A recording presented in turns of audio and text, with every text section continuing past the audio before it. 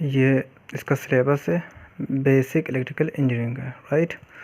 तो इसमें फर्स्ट है आपका basic of electrical quantities. So electrical quantities कौन कौन सी हैं आपकी? Voltage, current, power, energy, resistance, frequency and so on. So voltage क्या है आपका? एक इलेक्ट्रिकल फोर्स जिससे करंट फ्लो होती है कंडक्टर में, इलेक्ट्रॉन या चार्जेस फ्लो होते हैं। Voltage is a electrical force by which electrons में फ्लो इन कंडक्टर। करंट क्या है? Rate of flow of electrical charge. Electrical charge जो फ्लो होते हैं उसको करंट कहेंगे। पावर, वोल्टेज क्या है? फ्लो ऑफ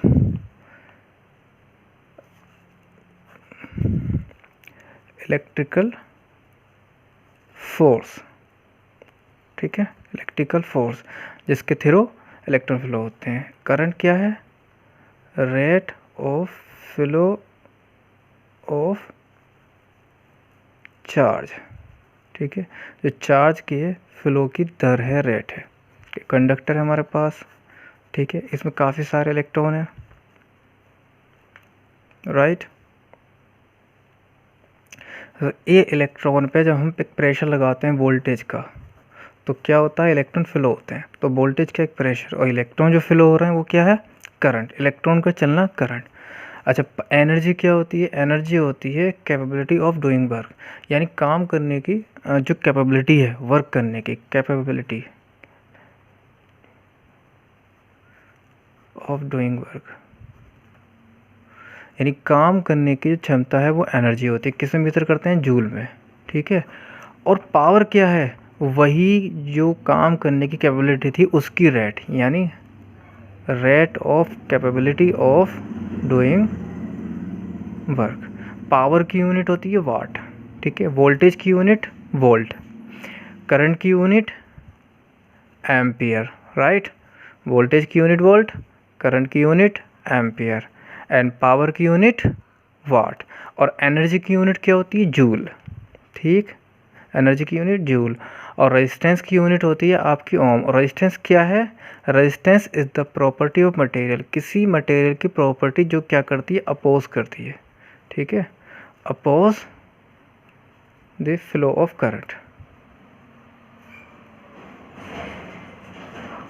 ठीक है। जो करंट आपकी फ्लो होती है कंडक्टर में, उसको अपोज करने की जो प्रॉपर्टी है कंडक्टर की, मटेरियल की, वो क्या है? रेजिस्टेंस है, ठीक। और यूनिट इसकी ओम होती है, राइट। और रेजिस्टेंस का एक बड़ा प्यारा फॉर्मूला होता है, R is equal to rho L upon A, ठीक।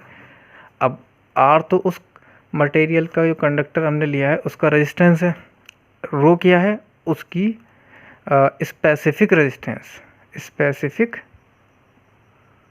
रेजिस्टेंस, जो रो है वो स्पेसिफिक रेजिस्टेंस है। एल क्या है? इसकी लेंथ, कितना लंबा आपने कंडक्टर लिया है। और ए ये वाला एरिया, जो ये वाला एरिया होता है, ये इस तरह से ना, ये वाला एरिया, यानी उसकी जो कंडक्टर है अगर गोल है तो इसका ये सरफेस एरिया, जो क्रॉस सेक्शनल एरिया, तो ये इसका एरिया है कंडक्टर का। ये इसकी यहाँ से तक लेंथ है, कितना लंबा लिया है। और ये उसकी स्पेसिफिक प्रॉपर्टी होती है मटेरियल की। अगर कॉपर है तो उसकी रेजिस्टिविटी अलग होगी, एल्यूमिनियम है तो उसकी रेजिस्टिविटी थोड़ी और ज़्यादा होगी, आयरन है उसकी और ज़्यादा होगी। सबसे कम रेजिस्टिविटी किसकी होती है? सिल्वर की, चांदी की, ठीक।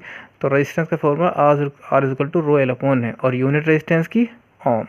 फ्रीक्वेंसी क्या होती है? फ्रीक्वेंसी होती है नंबर ऑफ साइकिल पर सेकंड, यानी एक सेकंड में कितने आपने पैटर्न कंप्लीट किए हैं, कितने साइकिल लिए हैं, ठीक है, एक उसमें सेकंड में। और इसकी यूनिट होती है आपकी हर्ट्स, फ्रीक्वेंसी की यूनिट हर्ट्स। और फ्रीक्वेंसी की डेफिनेशन क्या है? नंबर ऑफ साइकिल पर सेकंड, ठीक है। चलिए, तो ये हुआ आपका। अब डिफरेंट फॉर्म्स ऑफ एनर्जी, यानी एनर्जी की कितनी फॉर्म्स होती हैं, ठीक। एनर्जी की कितनी फॉर्म्स होती है? तो एनर्जी कई फॉर्म में हो सकती है आपकी। एनर्जी की फॉर्म आपकी इलेक्ट्रिकल एनर्जी भी हो सकती है, ठीक है, जो इलेक्ट्रिकल हम यूज़ कर रहे हैं। इसके अलावा हीट एनर्जी भी हो सकती है, हीट यानी जो हीटर से हीट मिल रही है, ठीक। इसके अलावा आपकी हीट के अलावा कौन सी एनर्जी होती है, लाइट एनर्जी। लाइट यानी रोशनी, जो आपकी CFL, LED बल्ब, लैंप वगैरह से मिल रही है, light energy. Mechanical energy, mechanical energy जो कि हमें मोटर से मिल रही है, इंजन से मिल रही है, ठीक है, जिससे हम फिज़िकल काम कर पा रहे हैं, वो कौन सी एनर्जी है, मैकेनिकल एनर्जी। और ये कौन सी है, लाइट एनर्जी, इससे रोशनी, इसको कहते हैं प्रकाश, प्रकाश ऊर्जा। और हीट जैसे कि आपको हीटर से मिलती है, ठीक। और इलेक्ट्रिकल एनर्जी जिसको हम कन्वर्ट कर सकते हैं ईजिली, जैसे वोल्टेज करंट का मीटर, ठीक है। तो काफ़ी सारी आपकी फॉर्म्स होंगी एनर्जी की, तो बहुत सारी फॉर्म हो गई। इसके अलावा अब आता है advantage of electrical energy. Electrical energy के एडवांटेज यानी फ़ायदे क्या हैं, मेरिट, खूब मतलब इसके क्या बेनिफिट है इनके मुकाबले। तो इलेक्ट्रिकल एनर्जी का एक बेनिफिट तो ये है कि इसको ईज़िली आप ट्रांसफ़र कर सकते हैं, ठीक है। आप इसका ईज़िली कहीं भी ट्रांसफ़र कर सकते हैं वायर के थ्रू। इसमें ज़्यादा कोई बड़ा मैटर नहीं है कि बहुत मुश्किल हो, ईज़िली ट्रांसफ़र है। दूसरा, इसका ईज़िली ही यूज़ है। आपको सिर्फ प्लग लगाना है, आपको डायरेक्ट अगर हीट लेनी है आपको, तो प्रेस का प्लग लगाओ, आपको हीट मिल जाएगी। हीटर है, एकदम चला लो। खाना बनाने की स्टोव है आपका, इलेक्ट्रिकल इंडक्शन, सिर्फ प्लग लगाते ही, बटन स्विच ऑन करते ही स्टार्ट। ये नहीं है कि आपको और तरह से हीट लेने के लिए ज़्यादा मेहनत करनी पड़े। अगर आपको मैकेनिकल एनर्जी चाहिए, सीधा बटन दबाएं, मोटर स्टार्ट, तो ईज़िली ही यूज़ है। फिर नो पोल्यूशन, यानी जहाँ पर आप इसका यूज़ कर रहे हैं वहाँ कोई पोल्यूशन नहीं होगा, क्योंकि कोई कार्बन डाइऑक्साइड, कोई भी जो है गैसेस रिलीज़ तो नहीं हो रही, ठीक है। तो पोल्यूशन फ्री है, ईज़िली यूज़ है, ईज़िली इसका ट्रांसफ़र है, और ईज़िली कन्वर्जन है इसका एक फॉर्म से दूसरी फॉर्म में। कन्वर्जन बहुत आसान है इसका। जैसे कि आपको अगर लाइट में कन्वर्ट करना है तो कुछ भी नहीं है, आप LED, CFL वगैरह से सीधा बहुत ईज़िली कन्वर्ट हो जाएगा, बहुत अच्छा तरीके से। उधर आप लैम्प जलाओगे केरोसिन ऑयल का, बहुत डिफ़िकल्ट होता है, उसको कोई अच्छा बेनिफिट भी नहीं होता इफेक्ट। तो ये कन्वर्जन बहुत जल्दी होता है। मैकेनिकल एनर्जी चाहिए तो उस मोटर से एकदम मिल जाएगी बिना किसी पॉल्यूशन के, वो बहुत ईजिली। तो कन्वर्जन और हर फॉर्म में कन्वर्जन हो जाता है ईजिली, ठीक। और इलेक्ट्रिकल एनर्जी का ट्रांसफ़र भी ईजिली है। तो इसकी ये एडवांटेज है, ठीक है। तो एडवांटेज में आप लिख सकते हैं कि electrical energy easily transfer and it can use easily, and the conversion of electrical energy it very easy, and at the place of utilization no pollution, there is no pollution of electrical energy when we are using, ठीक। the next topic है basic concept of charge. Charge क्या है, तो charge जो होता है, इस पे दो तरह के चार्ज होते हैं, नेगेटिव चार्ज, पॉजिटिव चार्ज, ठीक है। चार्ज की यूनिट होती है कूलम, ध्यान रखना, चार्ज की यूनिट, चार्ज की यूनिट क्या होती है, कूलम। चार्ज की यूनिट होती है कूलम, और ये दो टाइप के होते हैं, नेगेटिव एंड पॉजिटिव। प्रोटॉन पर होता है आपका पॉजिटिव और इलेक्ट्रॉन पर नेगेटिव। और कितनी वैल्यू होती है, 1.6 × 10⁻⁻19 कूलम, 1.6 × 10⁻⁻19 कूलम। चार्ज एक वो है जिससे, एक प्रॉपर्टी है कि जिससे आपको इलेक्ट्रिकल फील्ड का एक्सपीरियंस होता है, इलेक्ट्रिकल फील्ड का एक्सपीरियंस, ठीक है। इलेक्ट्रिकल फील्ड को एक्सपीरियंस कराता है। अब आता है करंट। तो करंट मैंने बताया क्या है, जो चार्ज है, जो इलेक्ट्रॉन है, ठीक है, जब वो चलते हैं तो इसका चलना ही करंट है, यानी flow of charge, rate of flow of charge, यानी कितने, एक सेकंड में कितने इलेक्ट्रॉन चल दिए, ठीक है। तो ये है करंट। और जिस इलेक्ट्रॉन जिस फोर्स की वजह से, जिस प्रेशर की वजह से चल रहा है, वो वोल्टेज है। एक इलेक्ट्रिकल प्रेशर है ये, एक इलेक्ट्रिकल फोर्स जो इलेक्ट्रॉन पर लगता है, जिसकी वजह से इलेक्ट्रॉन एक डायरेक्शन में चलने लगते हैं, तो वो फोर्स वोल्टेज है। रेजिस्टेंस, रेजिस्टेंस क्या प्रॉपर्टी है मटेरियल की, जो उस इलेक्ट्रॉन के चलने को अपोज करता है, यानी करंट को अपोज करता है। अपोज का मतलब उसका विरोध, यानी रोकने की कोशिश करता है ना, जितनी उसकी पावर है। पावर, तो पावर क्या है, जो आपके काम करने की कैपेबिलिटी है, ठीक है, किसी भी चीज़ की, तो उसकी रेट, यानी पर सेकंड कितनी एनर्जी प्रोड्यूस हो रही है, पर सेकंड कितनी एनर्जी प्रोड्यूस हो रही है। इसलिए पावर का फॉर्मूला होता है P = एनर्जी या वर्क अपॉन टाइम, यानी पर सेकंड कितनी एनर्जी प्रोड्यूस हो रही है, पावर हो गई। और इसकी यूनिट क्या होती है, वाट, पावर की यूनिट वाट। अगर डेफिनेशन की बात करें तो rate of capability of doing work, यानी काम करने की जो कैपेबिलिटी उसकी रेट का मतलब होता है जब आप टाइम से उसको लेते हैं रेस्पेक्ट में। एंड एनर्जी, तो एनर्जी क्या होती है, जिससे कोई काम किया जा सके, है ना, capability of work, doing work, काम करने की नहीं जो कैपेबिलिटी होती है जिससे कोई काम हो सकता है वो एनर्जी है। कई सारी फॉर्म्स में होती है, इलेक्ट्रिकल एनर्जी हो सकती है, मैकेनिकल एनर्जी हो सकती है, हीट एनर्जी हो सकती है, लाइट एनर्जी हो सकती है, ठीक है, ये हुआ। अब इनकी यूनिट, तो एनर्जी की यूनिट क्या है, जूल, ध्यान रखना, एनर्जी काम करने की कैपेबिलिटी है, कैपेबिलिटी ऑफ डूइंग वर्क, और एनर्जी की यूनिट जूल। और इलेक्ट्रिकल एनर्जी की यूनिट क्या होती है, ये इंपॉर्टेंट है। इलेक्ट्रिकल जो हम बिजली यूज़ कर रहे हैं, इलेक्ट्रिसिटी यूज़ कर रहे हैं, क्योंकि ये एनर्जी है, तो इसकी एनर्जी की यूनिट क्या होती है, इलेक्ट्रिकल एनर्जी की यूनिट होती है इलेक्ट्रिकल, और इस एनर्जी की यूनिट होती है आपकी यूनिट, इसका नाम ही यूनिट होता है, या इसका दूसरा KWH, किलो वाट आवर, ठीक है। और इसका फॉर्मूला भी क्या होता है यूनिट का, यानी यूनिट निकालने का तरीका होता है watt into hour into day upon 1000। तो ये आपका मंथ का, एक महीने का जो भी है, जितने दिन का भी निकालना है, डे आप 30 दिन लगाएंगे तो एक महीने का निकल आएगा, जो भी यूनिट है, टोटल यूनिट कितनी खर्च हुई है, ठीक। अब नेक्स्ट पे चलते हैं, कॉन्सेप्ट ऑफ कैपेसिटर। तो कैपेसिटर क्या है, ठीक है। कैपेसिटर एक कंपोनेंट है इलेक्ट्रिकल, जो कि इलेक्ट्रिकल एनर्जी को स्टोर करता है, जो कि एनर्जी को स्टोर करता है। कौन सी, इलेक्ट्रोस्टैटिक एनर्जी, ठीक है, एनर्जी को स्टोर करता है इलेक्ट्रोस्टैटिक एनर्जी, ठीक है। दो पैरेलल प्लेट हैं मटेरियल की, मेटल की, ठीक है, दो मेटल की प्लेट हैं, इसकी कंस्ट्रक्शन क्या होता है, दो पैरेलल कैपेसिटर, दो मेटल की प्लेट है, कॉपर की लेस है, कॉपर, दो इसके टर्मिनल हो जाएंगे, एक इस प्लेट से, एक इस प्लेट से, ठीक। और इसके बीच में क्या फिल करते हैं हम, प्लेटों के बीच में डाई इलेक्ट्रिक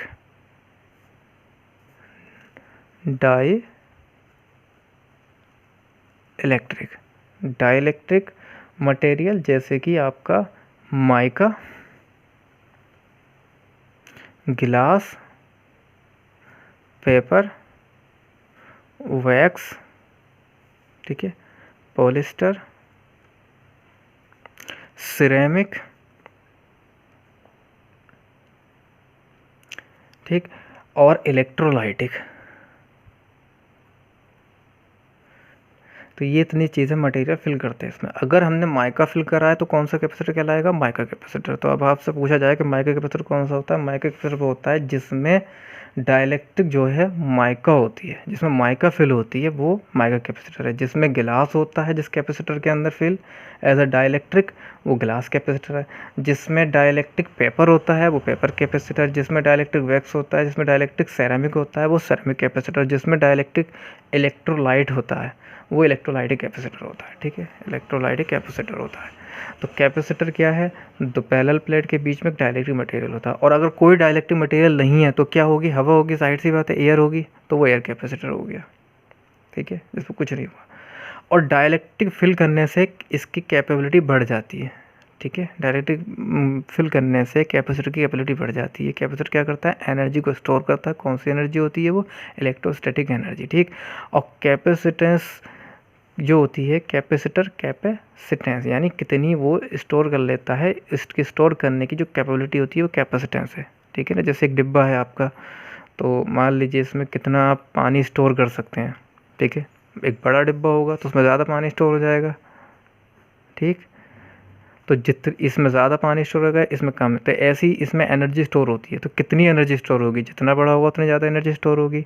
तो उसकी कैपेबिलिटी कितनी, यानी स्टोर करने की कैपेबिलिटी, कैपेसिटेंस। तो इसको कैपेसिटेंस मेज़र करते हैं, और कैपेसिटेंस की यूनिट होती है फेराड। कैपेसिटेंस की यूनिट होती है फेराड, यानी कैपेसिटर कितने कैपेसिटेंस का है, ठीक है ना। जैसे आपकी कैन होती है तो कितने लीटर की होती है, फिल तो पानी होगा, लेकिन 1 लीटर की है, 2 लीटर की है, 3 लीटर की है, तो जितने ज़्यादा लीटर होंगे उतने ही ज़्यादा उसमें पानी फिल हो जाएगा। ऐसे ही कैपेसिटर में एनर्जी स्टोर होती है, लेकिन उसकी कैपेबिलिटी यानी कैपेसिटेंस कितना स्टोर हो जाता है, तो कैपेसिटेंस मेज़र करता है फेराड में। अब जाहिर सी बात है एक 1 फेराड का है, एक दूसरा 2 फेराड का है, तो 2 फेराड में ज़्यादा स्टोर होगी, राइट। कैपेसिटेंस हो गया। अब कैपेसिटर में जो एनर्जी स्टोर हो रही है उसका फॉर्मूला क्या है? तो कैपेसिटर में एनर्जी स्टोर होती है उसका फॉर्मूला है E = energy = half CV²। Half CV²। E क्या है? जो एनर्जी है, और C क्या है? जो कैपेसिटेंस है इसकी, ठीक है ना, यानी स्टोर करने की जो इसकी कैपेबिलिटी है, और इसे किस में मेजर करते हैं? फेराड में। और V क्या है? वोल्टेज, ठीक है, वोल्टेज। तो इसकी एनर्जी स्टोर हो रही है उसका फॉर्मूला है E = हाफ CV², और इसकी जो कैपेसिटेंस है उसको C से डिनोट करते हैं जिसकी यूनिट होती है फेराड, ठीक। और इसका सिंबल क्या है? कैपेसिटर का सिंबल है ये, इस तरह से 2 लाइनें और ये 2 टर्मिनल, ये इसका सिंबल है, ठीक। इसको डिनोट किससे करते हैं? C से। यूनिट क्या है? फेराड, ठीक है। इसमें होता क्या? Energy store. एनर्जी का जो फॉर्मूला है वो हाफ CV² है, ठीक। ये चीज़ हो गई। डाइलेक्ट्रिक मटेरियल, ठीक है, जो कैपेसिटर में फिल होता है मिडल में प्लेटों के बीच में, वो मटेरियल डाइलेक्ट्रिक मटेरियल होता है, जो कि एक इंसुलेटिंग मटेरियल है, इसमें कोई करंट फ्लो नहीं होती। कैपेसिटर में जो मटेरियल फिल होता है उसको डाइलेक्ट्रिक मटेरियल कहते हैं, ठीक है। और डाइलेक्ट्रिक मटेरियल कौन सा होता है? माइका, गिलास, paper, wax, polyester, ceramic, electrolytic, ठीक। अब इनके कनेक्शन आते हैं कैपेसिटर के। ऐसे रेजिस्टेंस, मैंने रेजिस्टेंस बताया आपको क्या करता है? करंट को अपोज करता है। डिनोट किससे होता है? R से डिनोट होता है, ठीक। यूनिट क्या होती है? ओम। इसका सिंबल क्या है? रेजिस्टेंस का सिंबल, रेजिस्टेंस का सिंबल है आपका ये, ध्यान से, जिगजैग लाइंस होती हैं, जिगजैग, इस तरह से टेढ़ी मेढ़ी, ये रेजिस्टेंस का सिंबल है। तो रेजिस्टेंस का सिंबल ये है। तो बेसिकली क्या चीज़ समझ में आई हमारे पास? 2 चीज़ें आ गई। रेजिस्टेंस जिसका सिंबल है ये, इसी तरीके कैपेसिटेंस जिसका सिंबल है ये। अब इनके कनेक्शन होते हैं सीरीज़ या पैरेलल कनेक्शन, ठीक है। तो सीरीज़ या पैरेलल कनेक्शन में क्या है? जैसे 2 रेजिस्टेंस है आपके पास, R1 और R2। अगर मैं इसको सीरीज़ में कनेक्ट करता हूँ, तो सीरीज़ में कनेक्ट करने का मतलब होता है ऐसे करके, एक के साथ दूसरे को, एक का पहला सिरा दूसरे का दूसरा सिरा, यानी इसका जो लास्ट वाला सिरा था इस वाले के पहले वाले से कनेक्ट कर दिया, इस तरह से। ये सीरीज़ में हो गए, जिसमें कि करंट डिवाइड नहीं होगी। अगर करंट फ्लो होती है तो एक ही रहेगी, ठीक।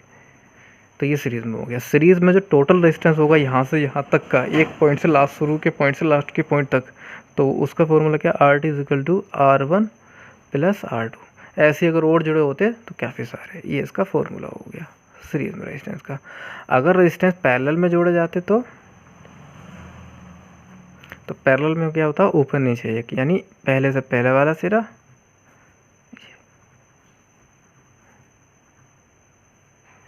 इस तरह से दोनों को ऐसे करके एक टर्मिनल एक साथ और एक टर्मिनल एक साथ जोड़ दिया। तो पैरेलल में यहाँ से यहाँ तक के बीच का रेजिस्टेंस क्या होगा? 1/RT, यानी RT मतलब टोटल रेजिस्टेंस कितना हो गया? तो 1/RT = 1/R1 + 1/R2। इसी तरीके से अगर और जुड़े होते कई सारे तो उसका फॉर्मूला होता, ठीक। ये तो हो गया कैपेसिटर के केस में। अब आता है रेजिस्टेंस के केस में, अब आता है कैपेसिटर। अगर कैपेसिटर 2 दे रखे हैं आपके पास, एक कैपेसिटर है ये और एक कैपेसिटर है ये, C1 और C2, इनके कॉम्बिनेशन। तो अगर इनको जोड़ा जाता है तो क्या होगा? अगर सीरीज़ में जोड़ते हैं तो वही तरीका होगा, इस तरह एक सीरीज़ एक लाइन बनाते चलेंगे, चैन C1 और C2। तो यहाँ से यहाँ तक टोटल कैपेसिटेंस क्या होगा? इसमें रेजिस्टेंस के जस्ट अपोजिट है, रेजिस्टेंस के जस्ट अपोजिट। सीरीज में टोटल कैपेसिटेंस क्या होगा? 1/CT = 1/C1 + 1/C2। बिल्कुल जो इसके पैरेलल में था वो इसके सीरीज़ में है। और इसको अगर पैरेलल में कनेक्ट करते हैं तो ये पैरेलल में कैपेसिटेंस C1 और C2 दोनों को कनेक्ट कर दिया। तो इन दोनों के बीच में जो कैपेसिटेंस होगा वो CT = C1 + C2, यानी रेजिस्टेंस के जस्ट अपोजिट है। इसमें सीरीज़ में था इस तरह चैन, और पैरेलल में इस तरह से था 1/, में। इसमें सीरीज़ में 1/, में है, पैरेलल में सीधा सीधा है। इसमें C लिया गया क्योंकि कैपेसिटेंस है, इसमें R से डिनोट किया जा रहा है सब चीज़ क्योंकि रेजिस्टेंस है। ठीक है। तो इसके कनेक्शन हो गए सीरीज एंड पैरेलल कनेक्शन। ठीक, अब आता है ओम्स लॉ। तो ओम्स लॉ क्या है? एक साइंटिस्ट हैं जिन्होंने ओम्स का लॉ दिया है कि अगर कोई कंडक्टर है आपका, ठीक, कोई आपका ये कंडक्टर है इस तरह से, वायर, कंडक्टर मतलब जिसमें करंट फ्लो हो जाती है, कंडक्टर जिसमें करंट फ्लो होती है, जैसे आपका आयरन का पीस हुआ, कॉपर हुआ, सिल्वर है, ठीक है, कोई भी मेटल, वो कंडक्टर है जिसमें करंट फ्लो हो जाती है। जैसे वुड कंडक्टर नहीं, क्योंकि वुड में करंट फ्लो नहीं हो सकती, प्लास्टिक में भी नहीं हो सकती, ठीक है। जिसमें करंट फ्लो होती है दैट इज़ कंडक्टर, जिसमें कंडक्ट कर जाती है तो कंडक्टर है। अगर इसकी फिजिकल प्रॉपर्टीज़ को चेंज ना किया जाए, यानी जैसा ही कंडक्टर उतना ही रहे, मतलब इसकी लेंथ भी चेंज ना करें आप, इसका जो ये एरिया है वो भी चेंज ना करें, ठीक, इसका जो प्रेशर टेम्परेचर वो चेंज ना करें, एकदम कांस्टेंट रख दें। तो फिज़िकल प्रॉपर्टी अगर कांस्टेंट रख दें, फिज़िकल प्रॉपर्टी आप बिल्कुल कांस्टेंट कर दें, तो इस पे जो आप वोल्टेज ड्रॉप होगा, ठीक है, इस पे आपने अगर वोल्टेज लगा दिया इस तरह से कंडक्टर पे, जैसे ये कंडक्टर है और आपने एक बैटरी से वोल्टेज लगा दिया, ठीक है, तो इस पे जो वोल्टेज ड्रॉप होगा, ठीक है, इसके दोनों पॉइंट के बीच में जो वोल्टेज डिफरेंस आ रहा है वो, और इसमें करंट फ्लो होगी, कोई करंट तो फ्लो होगी जब आपने प्रेशर दे दिया, इलेक्ट्रिकल प्रेशर वोल्टेज, तो इसमें जो करंट फ्लो होगी वो कैसे होंगे, आपस में प्रोपोर्शनल होंगे। प्रोपोर्शनल का मतलब एक को बढ़ाने से दूसरा बढ़ेगा, एक को बढ़ाने से दूसरा बढ़ेगा, ठीक है।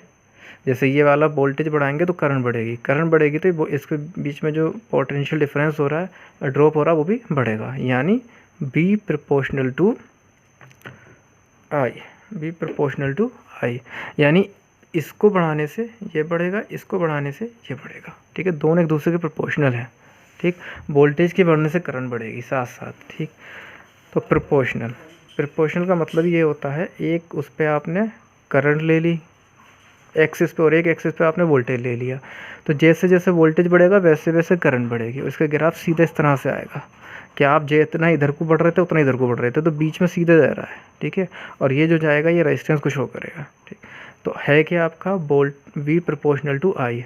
अब प्रोपोर्शनल का साइन हटाने के लिए कांस्टेंट लगाया जाता है, फिजिक्स का ये रूल है, तो कांस्टेंट लगा देते हैं आर आई, ठीक है, जहाँ वी क्या है आपका वोल्टेज, आई क्या है करंट जिसकी unit ampere, voltage unit volt, और जहाँ आर क्या है कांस्टेंट है यहाँ पर, और इसकी यूनिट ओम, ठीक है, ये रेजिस्टेंस है जिसकी यूनिट ओम है। तो ये ओम्स लॉ है। बस ओम्स लॉ में यही बताना है आपको कि अगर किसी कंडक्टर की फिजिकल प्रॉपर्टी कांस्टेंट रख दें, ठीक है, ओम्स लॉ क्या है, अगर कंडक्टर की फिजिकल प्रॉपर्टी कांस्टेंट रख दें तो उसमें potential voltage drop proportional to the flow of current, जो करंट फ्लो हो रही है उसके प्रोपोर्शनल होगा, ठीक है, वी प्रोपोर्शनल टू आई। और फिर प्रोपोर्शनल हटाने के लिए हम इक्वल टू लगा के आर आई लगा देंगे, जहाँ आर रेजिस्टेंस कांस्टेंट है और जिसकी यूनिट ओम है, इतना आपका। और ये इस तरह से ग्राफ बन जाएगा, एक एक्सिस पे करंट ले ली, एक एक्सिस पे वोल्टेज ले लिया, क्योंकि प्रोपोर्शन का मतलब ये है जैसे ये बढ़ाएंगे वैसे ही साथ में ये बढ़ेगा, तो 20 से एक लाइन सीधी ये प्रोपोर्शनल आपकी रैंप निकल कर आएगी, ठीक। ओम्स लॉ ये 100% आएगा। अब resistance in series and parallel circuit भी हो गया। कॉन्सेप्ट ऑफ नेटवर्क, नेटवर्क क्या है, इलेक्ट्रिकल नेटवर्क या इलेक्ट्रिकल सर्किट। तो नेटवर्क क्या है, कॉम्बिनेशन ऑफ इलेक्ट्रिकल कंपोनेंट्स, यानी बहुत सारे इलेक्ट्रिकल कंपोनेंट्स हैं, रेजिस्टेंस है, कैपेसिटर है, इंडक्टर है और सोर्सेज हैं, वोल्टेज सोर्स, करंट सोर्स, तो इनका कनेक्शन ऑफ किसी भी तरीके से, एक रेजिस्टेंस है, ये एक कैपेसिटेंस कर दिया मैंने, इसी तरह से इंडक्टर कनेक्ट कर दिया और यहाँ मैंने एक वोल्टेज सोर्स कनेक्ट कर दिया, तो ये क्या बन गया, नेटवर्क या सर्किट, यानी कनेक्शन ऑफ इलेक्ट्रिकल एलिमेंट्स। ये इलेक्ट्रिकल एलिमेंट्स होते हैं, इलेक्ट्रिकल कंपोनेंट्स। तो इलेक्ट्रिकल कंपोनेंट्स का कनेक्शन, ठीक है, किसी भी फॉर्म में हो, अगर वो आपस में कनेक्ट हैं तो ये जो एक बनकर आएगा ये आपका नेटवर्क, ठीक है, नेटवर्क कनेक्ट कॉम्बिनेशन ऑफ या connection of electrical elements and the sources.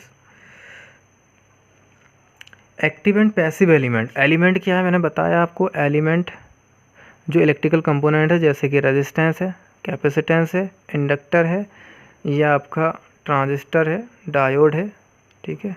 Resistance, capacitance, inductor, transistor, diode, तो इस तरह के ये एलिमेंट्स होते हैं। तो ये एलिमेंट्स पैसिव भी होंगे और एक्टिव भी होंगे, ठीक। पैसिव भी, एक्टिव भी, दो तरह के होते हैं। तो पैसिव वो होते हैं जो एम्पलीफाई नहीं करते सिग्नल को, ठीक है। और एक्टिव क्या होता है, जो एम्पलीफाई कर सकते हैं, एम्पलीफाई कर सकते हैं सिग्नल को, सिग्नल की स्ट्रेंथ को बढ़ा सकते हैं, एम्पलीफाई कर सकते हैं, जैसे कि आपका ट्रांजिस्टर, ठीक है। ये सिग्नल की को एम्पलीफाई कर सकते हैं, तो एक्टिव कंपोनेंट है, ठीक है। और पैसिव कंपोनेंट क्या होंगे, जो सिग्नल को एम्पलीफाई नहीं कर सकते बल्कि एटेन्यूएट और कर सकते हैं, उसे कंट्रोल कर सकते हैं, एटेन्यूएट कर सकते हैं, बट एम्पलीफाई नहीं करेंगे उसको, उसकी स्ट्रेंथ को बढ़ाएंगे नहीं, वो पैसिव कंपोनेंट है, जैसे कि आपका रेजिस्टेंस। एग्जाम्पल के तौर पे रेजिस्टेंस आपके सिग्नल को एटेन्यूएट कर सकता है, पूरी तरह से रोक सकता है, लेकिन उसकी एम्पलीफाई नहीं करेगा, ठीक। तो ये कंपोनेंट हो गए आपके पैसिव एंड एक्टिव। अब वोल्टेज एंड करंट सोर्स क्या है, देखिए इलेक्ट्रिकल सोर्स जिससे कि आपको इलेक्ट्रिकल एनर्जी मिलती है, इलेक्ट्रिकल सोर्स जिससे कि आपको इलेक्ट्रिकल एनर्जी मिलती है। और ये दो तरह के होते हैं, voltage source and current source. Voltage source, current source. Voltage source वो जिसके टर्मिनल पर आपको कांस्टेंट वोल्टेज मिले, ठीक है, जिसके टर्मिनल पे आपको कांस्टेंट वोल्टेज मिले, वोल्टेज सोर्स है, ठीक। वोल्टेज सोर्स आपका डीसी भी हो सकता है, एसी भी हो सकता है, ठीक। डीसी वोल्टेज सोर्स का एग्जांपल जैसे बैटरी है, बैटरी, सेल, इनसे डीसी या डीसी जनरेटर है तो इनसे डीसी वोल्टेज मिल जाएगा आपको। एसी क्या है, अल्टरनेटर, जैसे जनरेटर हम नॉर्मली बोलते हैं, ठीक है, फंक्शन जनरेटर कह रहे हैं, तो इनसे क्या आपको एसी मिल जाएगी वोल्टेज सोर्स। तो वोल्टेज सोर्स जिससे टर्मिनल पे आपको कांस्टेंट वोल्टेज मिले, और करंट सोर्स जिसके टर्मिनल पर आपको एक सोर्स है जिसके टर्मिनल पर आपको कांस्टेंट करंट मिले, कांस्टेंट करंट, वो आपका करंट सोर्स है, ठीक, क्लियर। और करंट कब मिलती है, जब सर्किट कंप्लीट होता है, ध्यान रखना, जब तक सर्किट कंप्लीट नहीं होगा सिर्फ आपका पोटेंशियल डिफरेंस होगा और करंट नहीं होगी। करंट जब होगी जब सर्किट कंप्लीट होगा, यानी लोड कनेक्ट कर देंगे। बट इसके इस वोल्टेज सोर्स अगर आपके पास कोई है और इसके टर्मिनल पर वोल्टेज होंगे, लेकिन अगर आपने लोड कनेक्ट कर दिया तो इसका टर्मिनल वोल्टेज वेरी हो सकता है, ठीक, वो सॉरी कांस्टेंट रहेगा बिल्कुल, करंट भले ही वेरी हो जाए, इसमें करंट की वही वेरी हो तो कांस्टेंट। इसमें क्या है, लोड अगर आपने कनेक्ट कर दिया करंट तो तभी फ्लो होगी, बट करंट जो होगी कांस्टेंट होगी, भले ही टर्मिनल वोल्टेज आपका वेरी कर जाए। तो वोल्टेज सोर्स, करंट सोर्स जिससे आपको कांस्टेंट वोल्टेज मिलता है, करंट सोर्स से कांस्टेंट करंट मिलती है, ठीक है। अब इनके सिंबल क्या है, वोल्टेज सोर्स का सिंबल, वोल्टेज सोर्स का सिंबल इस तरह से, ये डीसी वोल्टेज सोर्स का सिंबल हो गया, एक बड़ी लाइन है हॉरिजॉन्टल, एक छोटी लाइन है, बड़ी लाइन पॉजिटिव, छोटी लाइन नेगेटिव, ये वोल्टेज सोर्स का हो गया। इसी तरीके से अगर एसी का देखा जाए तो इस तरह से सिंबल हो गया। और करंट सोर्स का सिंबल क्या है आपका, इस तरह एक सर्किल के अंदर एक एरो बना दें, ये करंट सोर्स का सिंबल हो गया। एरो ऊपर है यानी करंट इस तरह से जाएगी, और एरो नीचे होता तो करंट नीचे को जाती है। और यहाँ पे चूँकि ये प्लस है ये माइनस है तो करंट कहाँ से फ्लो होगी, ऊपर से प्लस से, ठीक है, वोल्टेज सोर्स में। तो ये वोल्टेज सोर्स का हो गया, ये करंट सोर्स का हो गया। ये कैसे सिंबल है, आइडियल सिंबल, ये आइडियल वोल्टेज सोर्स है। आइडियल मतलब जिसमें कोई लॉसेज ना हो, आइडियल वो चीज़ होती है जिसमें कोई भी लॉसेज नहीं होते कोई भी। तो आइडियल वोल्टेज सोर्स का सिंबल ये हुआ, आइडियल वोल्टेज सोर्स का ये हुआ। अब प्रैक्टिकली जो होंगे उसमें कहीं ना कहीं रेजिस्टेंस जुड़ा होगा, ठीक है। रेजिस्टेंस मतलब जिस बैटरी में आपका वोल्टेज बन रहा है ईएमएफ, तो उसके कुछ लिक्विड का रेजिस्टेंस होगा, टर्मिनल प्लेटों का रेजिस्टेंस होगा, टर्मिनल का रेजिस्टेंस होगा, तो वो टोटल मिला के रेजिस्टेंस आ जाता है। इसी तरीके से आपका जनरेटर है, अल्टरनेटर है, जिससे आपको इलेक्ट्रिकल एनर्जी मिल रही है, तो उसमें कॉपर की वाइंडिंग हो रही है, तो कॉपर की वाइंडिंग का कुछ रेजिस्टेंस होगा। तो प्रैक्टिकली में क्या होगा कि लॉसेज होंगे, और किसकी वजह से, रेजिस्टेंस की वजह से। तो वो रेजिस्टेंस हम दिखा दें यहाँ पे। तो वोल्टेज सोर्स के सीरीज़ में रेजिस्टेंस दिखाते हैं, ध्यान रखना। तो इस तरह से ये हमारा वोल्टेज सोर्स बन गया V, और सीरीज़ में रेजिस्टेंस इसका सीरीज़ रेजिस्टेंस, ठीक है, दिख रहा है ना। वोल्टेज के साथ, वोल्टेज सोर्स के साथ सीरीज़ में रेजिस्टेंस दिखाएंगे। और करंट सोर्स कैसा होगा, इसमें पैरेलल में रेजिस्टेंस दिखाते हैं, ठीक है। करंट सोर्स के पैरेलल में रेजिस्टेंस इस तरह से,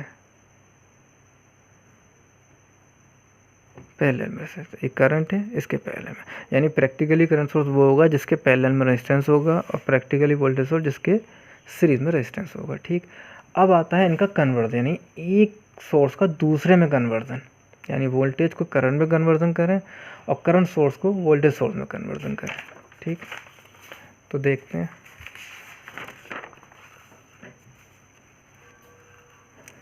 वोल्टेज सोर्स का कन्वर्जन। तो एक वोल्टेज सोर्स ले लेते हैं,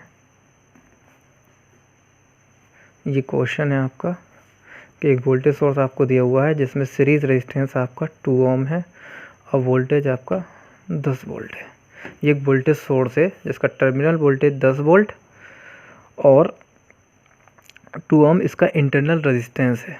ठीक, वोल्टेज सोर्स है जिसका इंटरनल रेजिस्टेंस 2 ओम और वोल्टेज 10 वोल्ट है। इसके इक्विवेलेंट इसको कन्वर्ट करना है करंट सोर्स में, यानी इसके इक्विवेलेंट करंट सोर्स क्या होगा।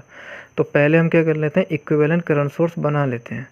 तो करंट सोर्स का सिंबल मैंने बताया इस तरह से, और एक पैरेलल में ये रेजिस्टेंस R और ये करंट सोर्स ये होता है। अब इसकी वैल्यू निकालनी है करंट की और रेजिस्टेंस की।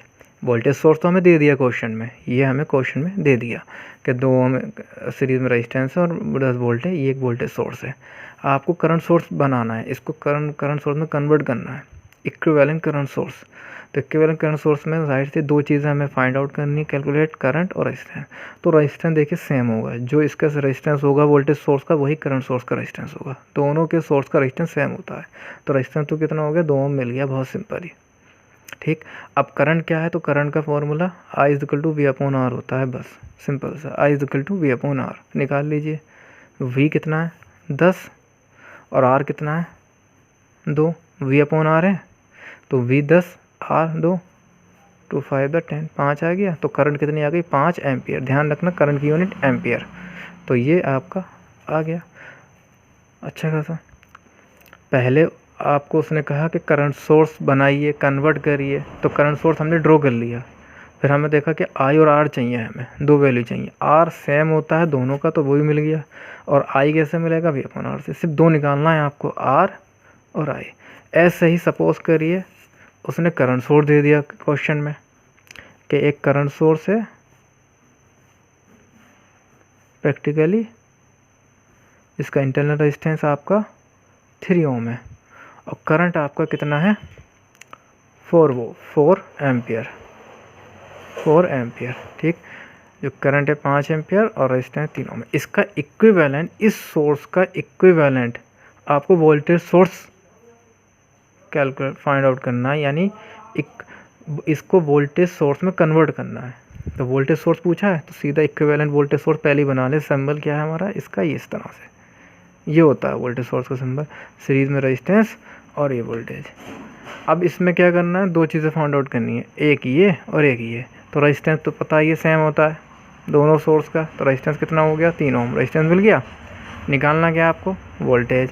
तो वोल्टेज कितना होता है IR, V = IR, ohm's law simply, V = IR। तो V = I कितना है 4, R कितना है 3। देखो I 4 दे रखा है, I 3 दिया हुआ है, 4 3 12 वोल्ट। तो वोल्टेज कितना आ गया 12 वोल्ट। तो 12 वोल्ट और 3 ओम सीरीज में, ये इसका कन्वर्जन हो गया। तो इलेक्ट्रिकल सोर्स जिससे कि इलेक्ट्रिकल एनर्जी मिलती है, कितने टाइप के होता है, voltage source, current source. Voltage source जिससे कि कांस्टेंट टर्मिनल वोल्टेज मिलता है, करंट सोर्स जिससे कांस्टेंट करंट मिलती है। ठीक है, करंट जब भी मिलती है जब हम लोड कनेक्ट कर देते हैं। ठीक, वोल्टेज सोर्स का सिंबल क्या था, इस तरह से छोटी बड़ी लाइन, ये जो हॉरिजॉन्टल लेंथली लाइन है वो पॉजिटिव और ये नेगेटिव। ठीक है, और करंट हमेशा इधर से फ्लो होती है। ठीक, तो इसका सिंबल ये हो गया। और एक एरो के ज़रिए हमने सिंबल जो दिखाया एक सर्किल के अंदर, वो करंट सोर्स का ideal voltage source, ideal current source का सिंबल था, जिसमें कोई लॉसेज नहीं हो रहे। जब प्रैक्टिकल में आएंगे तो लॉसेज होंगे, और किसकी वजह से, इंटरनल रेजिस्टेंस। इंटरनल रेजिस्टेंस है मतलब जो अगर बैटरी है तो उसके प्लेटों का, उसके टर्मिनल का, उसके लिक्विड इलेक्ट्रोलाइटिक का जो रेजिस्टेंस टोटल, वो जनरेटर है तो उसमें जो वाइंडिंग है उस वाइंडिंग का रेजिस्टेंस। तो रजिस्टेंस जब आ गया तो हम वोल्टेज सोर्स में सीरीज में रजिस्टेंस लगा देंगे छोटा सा, जो सीरीज रजिस्टेंस है। तो ये सिंबल प्रैक्टिकल वोल्टेज सोर्स का हो गया। और करंट सोर्स के पैरेलल में रजिस्टेंस लगा देंगे तो ये प्रैक्टिकल करंट सोर्स। तो प्रैक्टिकल करंट सोर्स और प्रैक्टिकल वोल्टेज सोर्स, ठीक है। और इनका कन्वर्जन क्या होगा, वेरी सिंपल, देख लिया। ओके, द नेक्स्ट टॉपिक है आपका linear, unilateral and bilateral element. Element फिर मैं बात करूँ एलिमेंट, तो एलिमेंट क्या है, वही component, resistance, capacitor, inductor, transistor, diode, इस तरह के जो कंपोनेंट हैं वो इसके एलिमेंट हैं, ठीक है, जिससे कि सर्किट बनता है, जिससे सर्किट बनता है। सर्किट में जिनका कनेक्शंस होता है, कनेक्शन क्या होता है, इन्हीं कंपोनेंट का, वोल्ट करंट सोर्सेस इसका, तो वो एलिमेंट। अब एलिमेंट, अभी हमने पैसिव एक्टिव की बात करी थी। पैसिव वो जो एम्पलीफाई ना करें, ठीक है, एटेन्यूएट कर सकते हैं सिग्नल को, अपोज कर सकते हैं और आगे फीड कर सकते हैं, तो वो पैसिव है। और जो एम्पलीफाई कर दे सिग्नल को ये कर सकता है, वो एक्टिव कंपोनेंट है। जैसे कि ट्रांजिस्टर आपका एक्टिव है जो एम्पलीफाई कर सकता है, और रेजिस्टेंस जो आपका पैसिव है। इसी तरीके से कंपोनेंट आपका लीनियर भी होता है, यूनिलैटरल भी होता है, बाइलैटरल भी होता है, ठीक है। तो लीनियर वो होगा कंपोनेंट जिसमें दोनों क्वांटिटी प्रोपोर्शनली हो। जैसे रेजिस्टेंस है आपका, तो रेजिस्टेंस में वोल्टेज अप्लाई करा, ठीक, करंट फ्लो हुई, तो दोनों कैसा है, इसमें प्रोपोर्शनल है वोल्टेज और करंट, ठीक। इसका इस तरह से ग्राफ, यहाँ वोल्टेज यहाँ करंट, तो जैसे सब वोल्टेज बढ़ेगा वैसे वैसे करंट बढ़ेगी लीनियरली। तो लीनियरली बिल्कुल सीधी सीधी बढ़ रही है, एकदम प्रोपोर्शनल, यानी वोल्टेज प्रोपोर्शनल टू आई, जहाँ प्रोपोर्शनल है वो क्या है, लीनियर है, ठीक है इसका। और यूनिलैटरल, बाइलैटरल क्या, यूनिलैटरल वो जिसमें सिर्फ एक ही डायरेक्शन में करंट फ्लो हो सकती है, यूनिलैटरल। यूनि मतलब एक, यानी एक डायरेक्शन में करंट फ्लो हो सकती है, दूसरी डायरेक्शन में नहीं हो सकती। जैसे कि इसका एग्जांपल डायोड है, ठीक है। यूनिलैटरल यानी एक डायरेक्शन में करंट फ्लो होना, जैसे डायोड। आपको मालूम है कि अगर करंट इधर से फ्लो कराएगी तो हो जाएगी, और इधर से फ्लो नहीं होगी करंट, ठीक है। अगर मैं इस पे इस तरह से वोल्टेज लगाता हूँ तो क्योंकि वोल्टेज तो आपका इस वाली लाइन से निकलता है पॉजिटिव टर्मिनल से, तो करंट जाएगी करंट, और करंट जो कि इस एरो के डायरेक्शन में आगे फॉरवर्ड हो जाएगी, ये फॉरवर्ड बाइजिंग हो गई। तो यहाँ से तो करंट फ्लो हो सकती है, लेकिन इसी डायोड को अगर मैं उल्टा सेल यानी बैटरी उल्टी करके लगाता हूँ, इस तरह से पोलरिटी चेंज कर देता हूँ, और करंट यहाँ से, क्योंकि ये बड़ी लाइन है पॉजिटिव है और यहाँ से फ्लो होगी, तो करंट फ्लो नहीं होगी, इस डायरेक्शन में करंट फ्लो नहीं होती है, सिर्फ इसी डायरेक्शन में फ्लो होती है, एक ही डायरेक्शन में। तो ये कंपोनेंट कैसा हो गया, यूनिलैटरल, जिसमें एक डायरेक्शन में करंट फ्लो हो। और बाइलैटरल, बाई मतलब दोनों तरफ से, बाइलैटरल, ठीक है, बाई मतलब दो, यानी जिसकी दो डायरेक्शन में करंट फ्लो हो जाएगी। जैसे कि सिंपली रेजिस्टेंस, इसका एग्जांपल क्या है, रेजिस्टेंस। आप चाहे ऐसे करंट फ्लो कराओ चाहे ऐसे कराओ, कहीं से भी करंट, किसी भी टर्मिनल से, चाहे इस टर्मिनल से चाहे इस टर्मिनल से, दोनों टर्मिनल से करंट फ्लो हो जाएगी। तो बाइलैटरल जिसमें दोनों तरफ से करंट फ्लो हो जाए, दोनों डायरेक्शन से, ठीक है।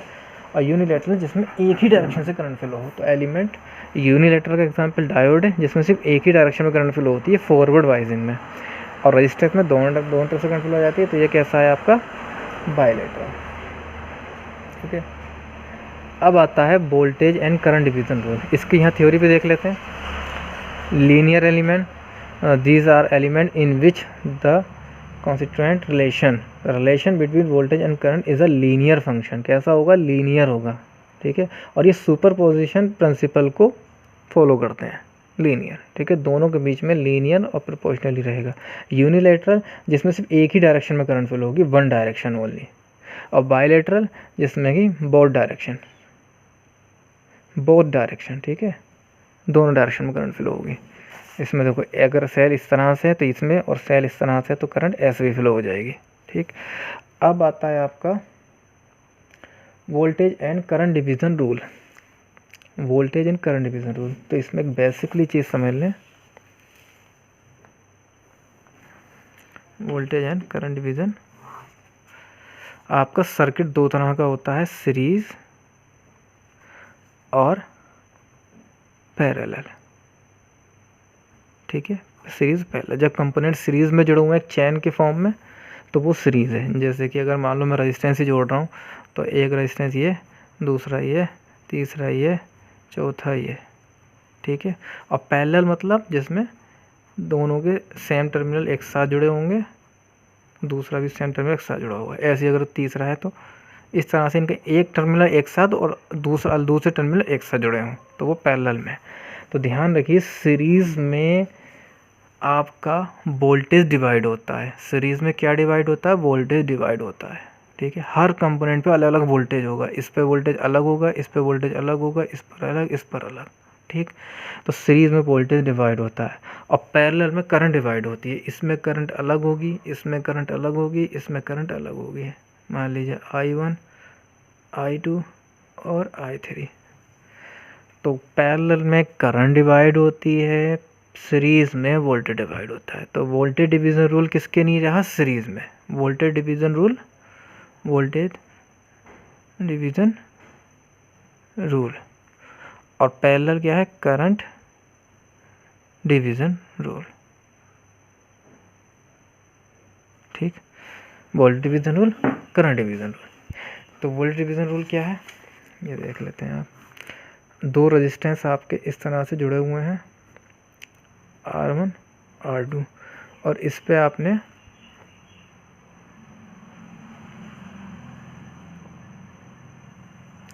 लगा रखा है एक वोल्टेज सोर्स, ठीक है। करंट फ्लो होगी I, दोनों में जाएगी। तो इसमें वोल्टेज डिवाइड हो जाएगा क्योंकि सीरीज़ है। तो इस पे वोल्टेज मान लीजिए V1 हो गया और इस पे वोल्टेज V2 हो गया। सपोज R2 पे V2, इस पे V1। तो इन वोल्टेज की वैल्यू निकालनी है, यानी R1 पे कितना वोल्टेज है, R2 पे कितना वोल्टेज है। तो ये फॉर्मूले से निकल जाएगा। तो V1 का फॉर्मूला क्या होगा? V1 इज इक्वल टू होगा जो मेन वोल्टेज आपने लगा रखा है V, उसकी मल्टीप्लाई इनटू आपका क्या होगा, जिसमें निकालना है वो ऊपर रेजिस्टेंस आ जाएगा, नीचे तो प्लस में आ जाएंगे दोनों रेजिस्टेंस R1 प्लस R2, ठीक है। इसी तरीके से V2 में भी सेम होगा।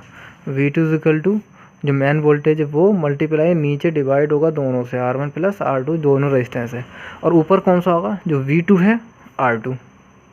और V1 किस में निकालना है? R1 में, तो R1 बस। तो इस तरह से V1 आ जाएगा, इस तरह से V2 आ जाएगा, बस कुछ नहीं है आपका। V1 V2 सीरीज़ में वोल्टेज डिवाइड होते हैं तो सीरीज़ में दो रेजिस्टेंस है, दोनों का अलग अलग वोल्टेज हो गया। इसका नाम V1 कर दिया, इसका V2 कर दिया। दोनों की रेजिस्टेंस की पे वोल्टेज निकालना है, R1 पे भी R2 पे भी। तो V1 V2 निकालना है। V1 इज इक्वल टू जो टोटल वोल्टेज है आपका, जो मेन अप्लाइड वोल्टेज है वो V मल्टीप्लाई में अपॉन दोनों रेजिस्टेंस का सम, अपॉन दोनों resistance plus R1 plus R2। ऊपर कौन सा रेजिस्टेंस लेना है? जिसमें V1 R1 में तो R1 और V2 किस में? R2 में तो R2, ठीक। इसी तरीके से ये वोल्टेज डिवीज़न रूल हो गया, ठीक है। करंट डिवीज़न, तो करंट डिवीज़न का क्या फॉर्मूला है? पहले तो ये पैरेलल सर्किट में होगा तो पैरेलल में दो रेजिस्टेंस लगा देता हूँ,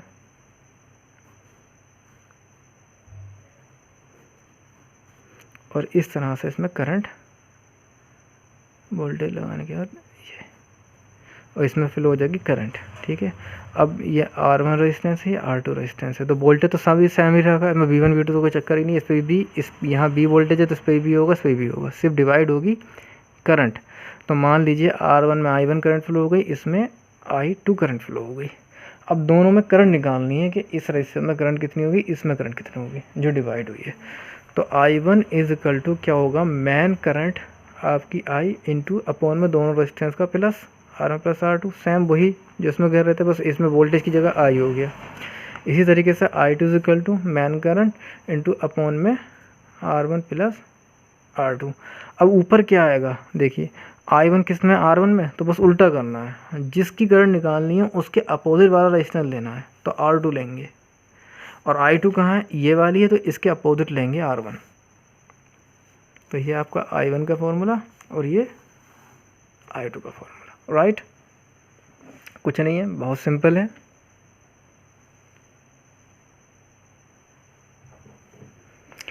I1 is equal to I2 is equal to, तो ये करंट डिवीज़न रूल हो गया। अब आता है आपका किरचॉफ लॉ। किरचॉफ एक साइंटिस्ट थे जिन्होंने दो लॉ दिए हैं, एक करंट और एक वोल्टेज, एक करंट और एक वोल्टेज।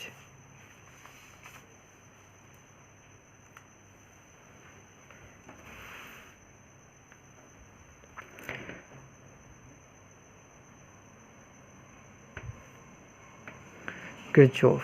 तो किरचॉफ के दो लॉ हैं, एक किरचॉफ करंट लॉ यानी KCL, किरचॉफ का K, करंट का C और लॉ का L, KCL। और एक है आपका किरचॉफ